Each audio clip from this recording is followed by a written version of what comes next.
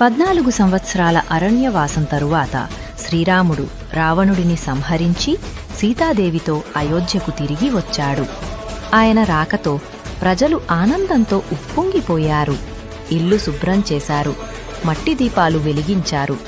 ఆ రాత్రి అయోధ్య మొత్తం వెలుగులతో మెరిసింది. అదే మొదటి దీపావళి. మరో యుగంలో ద్వారకలో భయంకరుడైన నరకాసురుడు దేవతలను ప్రజలను వేధిస్తున్నాడు. ఆ దుష్టుని సంహరించడానికి శ్రీకృష్ణుడు సత్యభామతో కలిసి రథంలో బయల్దేరాడు. యుద్ధం భీకరంగా జరిగింది. శ్రీకృష్ణుడు గాయపడ్డప్పుడు సత్యభామ ధైర్యంగా ముందుకు వచ్చి దివ్య బాణం విడిచి నరకాసురుడిని సంహరించింది.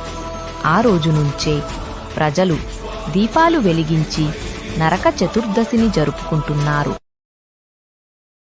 Download ShareChat